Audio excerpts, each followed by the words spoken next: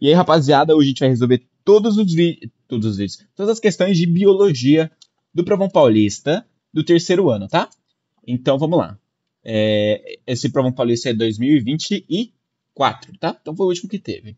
Então vamos lá. Um estudo realizado no Brasil acompanhou 10.775 pessoas e descobriu que a ingestão de apenas 20% das calorias de alimentos ultraprocessados estava associada a uma taxa de 28% mais rápida de declínio cognitivo, ou seja, 20% das coisas, dos alimentos que a pessoa comia um dia, estava associado a um aumento de quase 30% do declínio cognitivo. Então é muita coisa, né? Em comparação com pessoas que consumiam menos alimentos processados. São considerados alimentos ultraprocessados. Tananã. Então vamos lá. Os cereais são ultraprocessados? Não. Obviamente não, né? Ultraprocessados a gente vai entrar em alimentos que passam por muitos processos ali de aromatização, conservantes, adição de saborizantes, de aromas, enfim.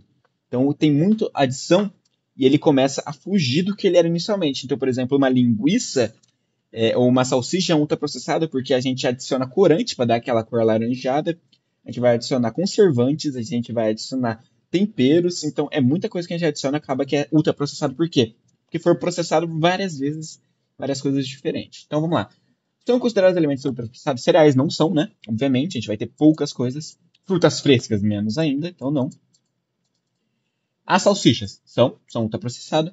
As massas, não, geralmente não vão ser ultraprocessadas, tá? A gente pode até deixar assim, mas as massas a gente pode... Assim, entre salsicha e refrigerante, obviamente as salsichas e os refrigerantes são ultraprocessados. Então vamos tirar as massas aqui, né? Vamos deixar os mais... Cuja ingestão em excesso pode se associar à hipertensão ao AVC. Então vamos lá, pessoal.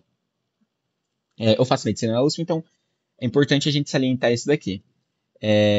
Os refrigerantes, o AVC, ele é decorrente de uma doença cardíaca, em geral isquêmica. A gente tem dois tipos de AVC, o AVC hemorrágico e o AVC isquêmico. O AVC isquêmico, ele é quando tem muita gordura nos vasos, e aí oclui um vaso sanguíneo, aí fecha, aí a pessoa não tem mais oxigenação no cérebro. Isso é causado por uma dieta rica em gorduras e conservantes, e principalmente rica em gorduras, né? E os refrigerantes é rico em açúcar. E, na verdade, o refrigerante está mais ligado. É que o AVC ele é uma consequência muito tardia, na verdade. A hipertensão, nesse caso C, ela é uma consequência mais direta, porque a salsicha ela é rica em sódio. Lembra que eu falei que ela tem muito tempero adicionado? Por isso que ela é gostosa? Ela é rica em sódio. E o sódio, quando ele entra no sangue, o sódio, os líquidos que estão fora do sangue passam aí para o sangue pela osmose, certo? Então, a gente tem um ambiente hipertônico, o ambiente hipotônico passa a ser a matriz extracelular, e a água da matriz extracelular vai entrar no sangue e vai fazer uma hipertensão. O que significa hipertensão? O excesso de tensão lá dentro. Como que se dá esse excesso? Coloca muita coisa dentro lá do sangue, dos vasos sanguíneos, você vai ver que isso é hipertensão, vai ficar tenso, vai ficar gordo, túrgido, grande, entendeu? Então, realmente, a resposta C é a mais correta. Então, e se a gente fosse mais para cá, o corante, ele não causa necessariamente o AVC, na verdade, ele tem muito pouco a ver, o refrigerante, ele, na verdade, traria excesso de gordura, né? Ele traria o sobrepeso, e com isso a gente teria deposição. Então, na verdade, o corante ele não tem necessariamente relação com o AVC. Sem delongas, vamos para a próxima. Pintas e outros tumores são neoplasmas, massas anormais de células que perderam o controle de multiplicação. Pintas comuns na pele estão entre os neoplasmas não cancerosos ou benignos. Benignos não quer dizer necessariamente bom, como a palavra fala. Significa que ele não tem um potencial de metástase. Então, eu queria explicar para vocês o que significa metástase. O que significa um câncer benigno e um câncer maligno. O câncer maligno ele é definido por capacidade de replicação adoidada. O benigno ele não tem essa capacidade de multiplicação adoidada, mas os dois têm células disfuncionais, tá? Eles crescem muito lentamente, suas células retêm as proteínas de reconhecimento superficiais. Então, o que significa proteínas de reconhecimento superficiais?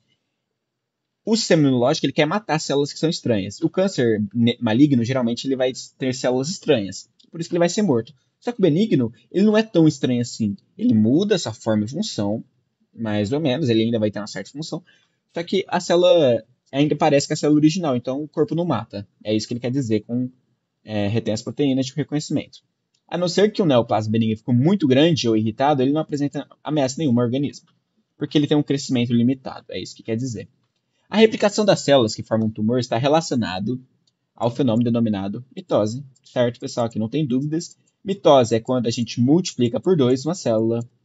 Meiose é quando a gente multiplica uma célula por 4, tá? Então, basicamente, a gente vai ter isso. E aqui vai ser uma célula exatamente uma igual a outra. Aqui a gente vai ter células com metade do número de DNA desse começo. Então, não vai ser meiose. Necrose significa morte celular. Não. Citocinese significa o estrangulamento da célula. Cinese de cinética, né, de puxar, então a gente vai ter o estrangulamento e o puxamento. A citocinese é a última etapa da meiose ou mitose. A apoptose significa morte celular programada, então não, né? A multiplicação é a mitose. Que forma um tumor é a mitose. A meiose só acontece no saco ou nos ovários. 43. Vamos lá. A prefeitura realizou estratégia, vacinação contra a dengue na capital com o objetivo de reduzir as hospitalizações e óbitos decorrentes das infecções pelos vírus da dengue. É fundamental o alcance de elevadas e homogêneas coberturas vacinais na população de alvo, que são adolescentes entre 10 e 14 anos. 10 e 14 anos, 11 meses e 29 dias de idade, tá? Então, entre 10 e 14 anos. A SMS elaborou o seguinte cronograma, que é a Prefeitura, a Secretaria Municipal de Saúde. A primeira dose de vacina é aplicada na primeira visita, a segunda da mesma vacina é aplicada após 3 meses da primeira dose. Caso uma pessoa receba as 2 doses recomendadas, é esperado que o corpo humano responda com as variações na concentração de anticorpos, como representado pelo gráfico indicado. Então é o seguinte, pessoal. Primeira resposta. Então a gente, geralmente numa vacina, na vacina comum, a gente tem... deixa eu dar um zoomzinho aqui. Na primeira vacina, a gente vai ter anticorpo, a gente vai ter vírus atenuado, tá? Vírus ou bactéria atenuado. Vírus atenuado, por exemplo, tá? O que significa? Que ele está mais fraco. Quando a gente dá o primeiro contato, a gente tem uma chamada resposta imune primária. Sistema imune, resposta primária. Resposta primária. A resposta primária ela é lenta. Ela é lenta e fraca. Por quê? O corpo está ainda preparando as células de memória, que vai lembrar que aquele é um antígeno perigoso e desencadear os anticorpos. Então ele está ainda... Sabe quando... vamos pensar. É como se o vírus ele tem a mesma estratégia para entrar no seu corpo sempre. A primeira vez a gente não sabe a estratégia, só que a segunda vez a gente sabe. A primeira vez a gente está entendendo a estratégia dele, então a gente demora mais para efetuar essa resposta. Qual que é a resposta principal do corpo contra vírus? A resposta específica. A gente tem respostas inespecíficas. Nesse caso, a vacina espera uma resposta específica, ou seja, a gente toma para sempre realizar essa mesma função e matar o vírus de forma rápida. Essa é a resposta específica. A inespecífica demora ou às vezes não consegue atingir os resultados desejados. Então, no vírus atenuado, a gente vai ter a resposta primária e ela vai falar, putz, beleza, esse é o vírus, e aí a gente mata o vírus de forma devagar, você vai ter muitos sintomas, só que na segunda vez que o vírus entrar em você, seria a segunda dose, você vai ter uma resposta muito forte e acentuada, certo? Então, o que a gente espera nisso? O principal mecanismo da resposta específica é a produção de anticorpos. Anticorpos são proteínas que grudam no vírus e eles são secretados, esses anticorpos são secretados pelos plasmócitos ou linfócitos B, certo? Então, o que eu falei? A primeira resposta ela é primária, fraca e lenta, tá? E a segunda é rápida e forte, certo? Então, quer dizer, é muita produção de anticorpos, e na primária é pouca produção de anticorpos, certo? Porque o sistema imune vai conseguir eliminar o vírus antes de realmente saber dar essa resposta, de criar células de memória e blá, blá, blá. Então, vamos lá. Aqui na primeira dose, a gente tem uma concentração de anticorpos que aumenta muito, na segunda dose tem a mesma resposta. Quer dizer, nas 2 doses a gente tem a mesma resposta? Não, tá errado. A concentração de anticorpos, ela vai ser crescente, devagar, vai ser mais lento, enquanto na segunda dose a gente vai ter uma concentração de anticorpos maior. Sim, Correct. Tá correto, tá? É... Só que, olha que engraçado, o tempo tá em meses aqui, né? Antes de eu responder aqui, vamos ler o resto. Então, a primeira dose tem uma resposta alta, forte e rápida? Não. Aqui tá errado, porque na verdade seria o contrário. A gente tem a primeira dose assim e a segunda dose assim. Então, esse seria o gráfico. Lembrando que os anticorpos, com o tempo, eles vão diminuindo no nosso sangue, né? Por quê? Porque se não tem vírus lá, não tem por que a gente deixar uma tonelada de anticorpos circulando no sangue. Então, a gente vai ter uma redução desses anticorpos conforme o tempo.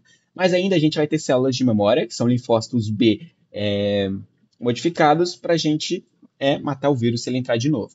Então, primeira dose, a gente vai ter uma resposta lenta, aí vai gerar até uma boa resposta, só que na segunda dose, olha como a concentração de anticorpos aumenta muito e demora um pouco mais, ó, para cair a tendência, tá vendo? Então, realmente, a resposta D. Aqui, a tendência parece que não vai ter uma tendência de queda, mas isso daqui é errado, é como se os anticorpos durassem para sempre, né? Então, vai estar errado. Aqui é como se a segunda dose só mantesse o efeito da primeira. Então, aqui está errado também, resposta D. 44, analisa a teia alimentar. E sobre os organismos que compõem a teia alimentar, representado na imagem correta afirmar que. Então vamos lá, a gente tem essas bagas aqui. Quem come a baga? Vai ser o esquilo, a ave e a largata. A largata é comida pela rã e a rã é comida pela águia. A largata também é comida pela ave, tá? E a ave, ela é comida pela serpente, que também vai comer a rã. Só que a águia, ela come a serpente. Então, esse é o predador master aqui, tá? É o último predador, é o mais forte. O esquilo é comido pela raposa, só que ele também é comido pela serpente. Então, beleza. Então a gente tem consumidor, a gente tem o produto, né?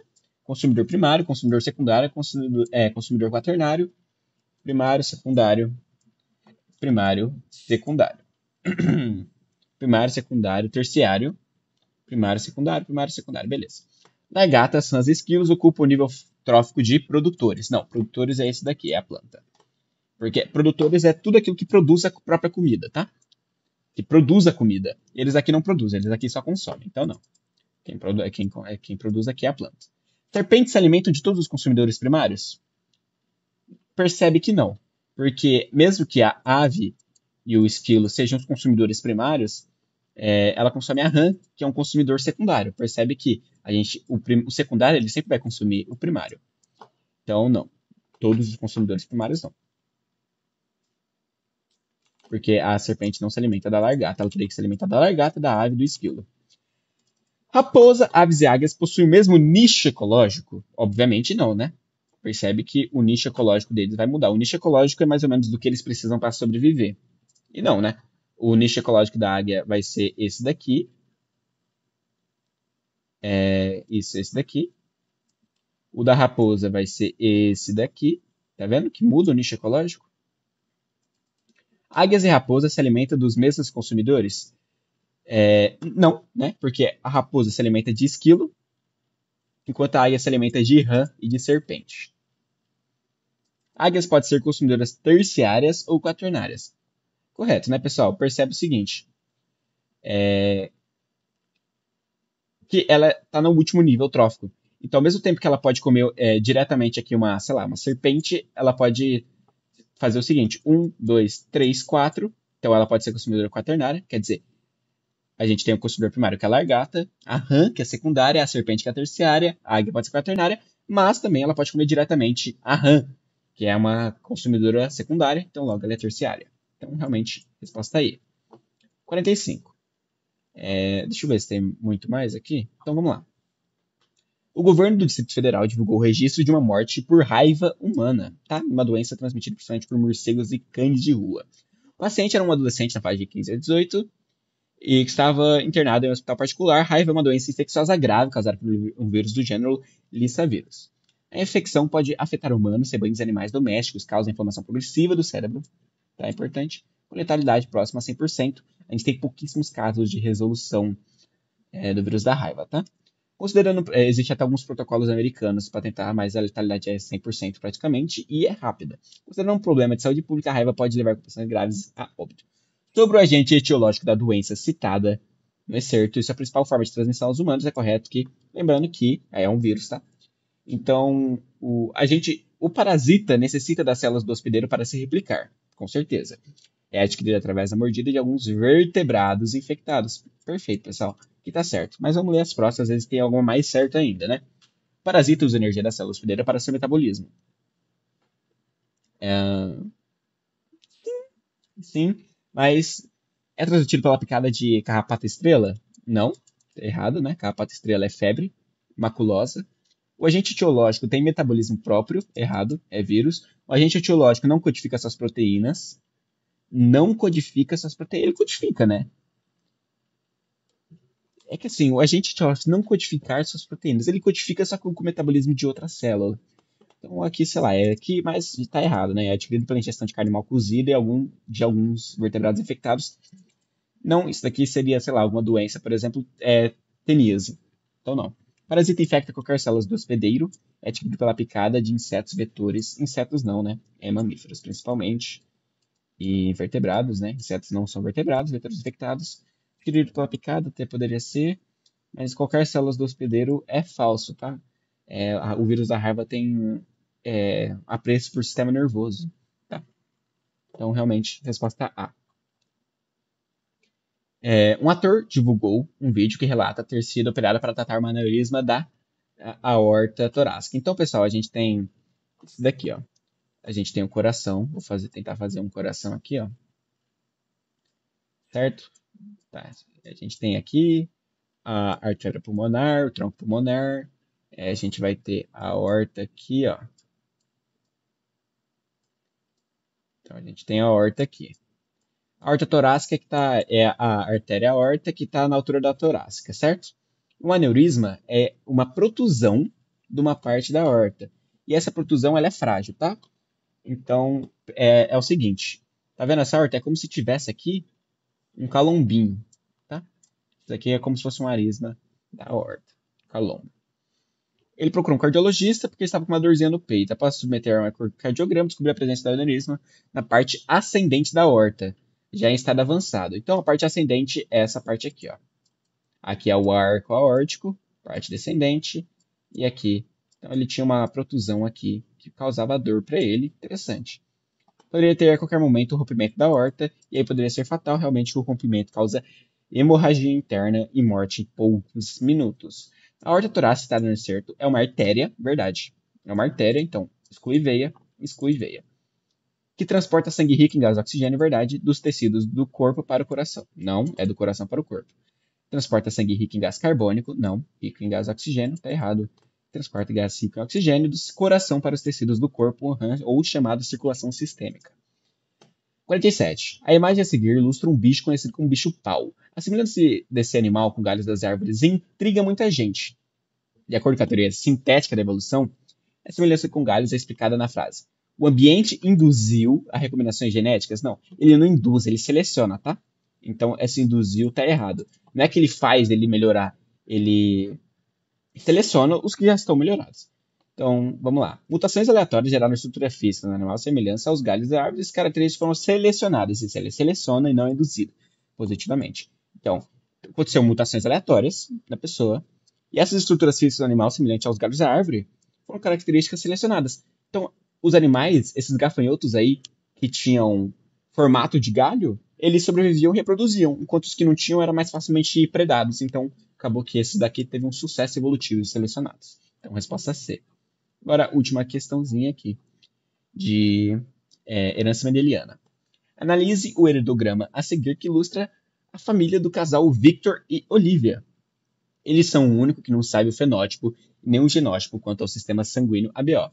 Então, pessoal, o sistema ABO é o seguinte: a gente vai ter 3 alelos. O alelo A, que vai te dar o sangue A, o alelo B, que te vai dar o sangue B, e o O, que é quando você não tem nenhum desses alelos, tá? Então, se você for azão, não tem o alelo, você vai ser A. Se você for azão, você vai ser A. Se você for A, B, você vai ser sangue AB. Se você for B, nada, você vai ser B. Se você for Bzão, você é B. Se você for nada, você é O. Tá? Você é sangue O. Então vamos lá. De acordo com as informações apresentadas no aerodograma, a probabilidade de o casal Victor e Olivia gerar numa próxima gravidez um menino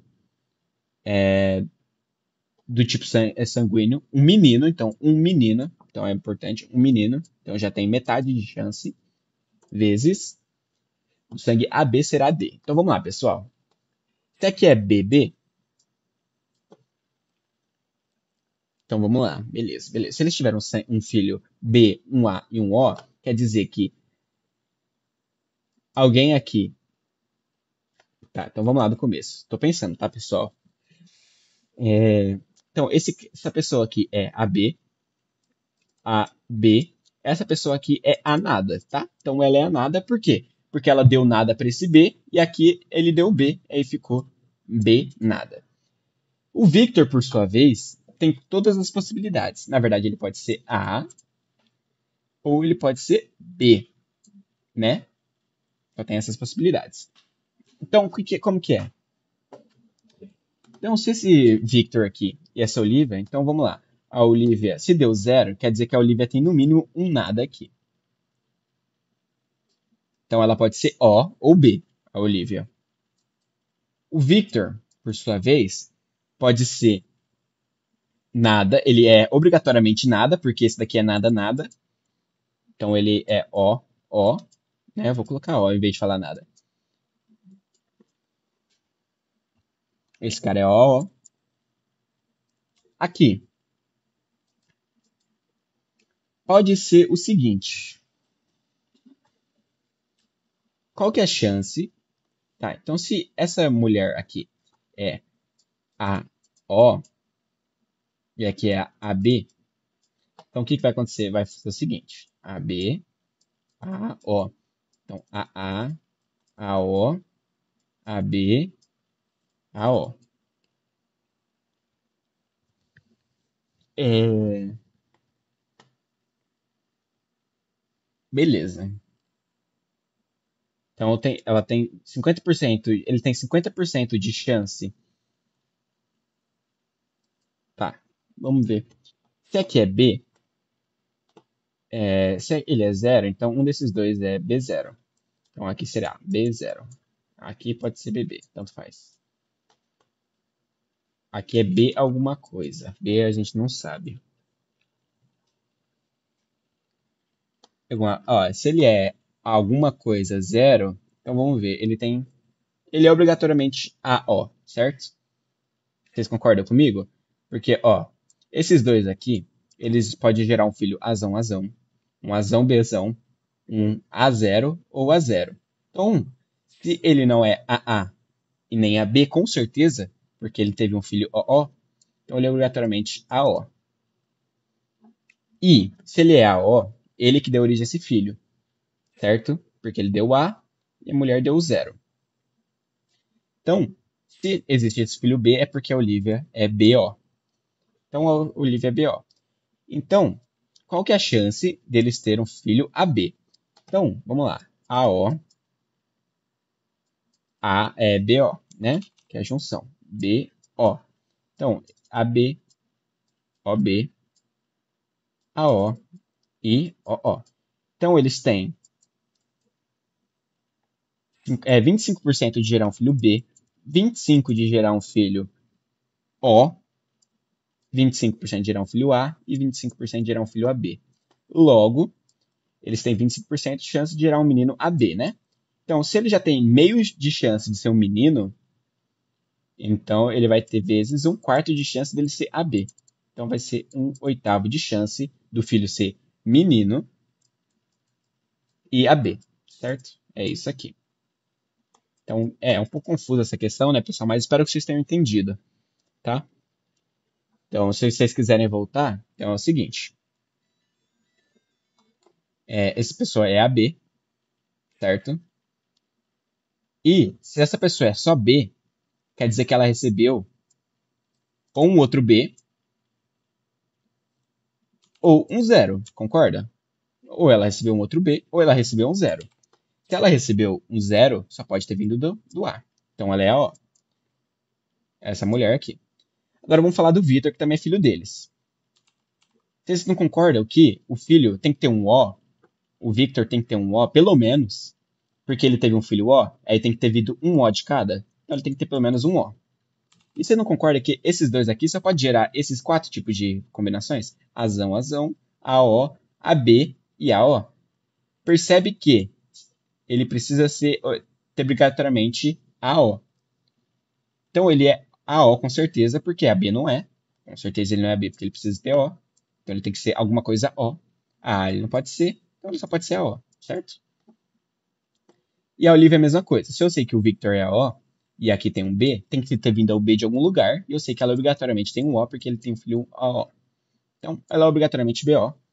E aí a gente encontra isso daqui, e a gente encontra essa equação. Então é isso, pessoal. Esse foi o vídeo. Espero que vocês tenham entendido e gostado. Valeu!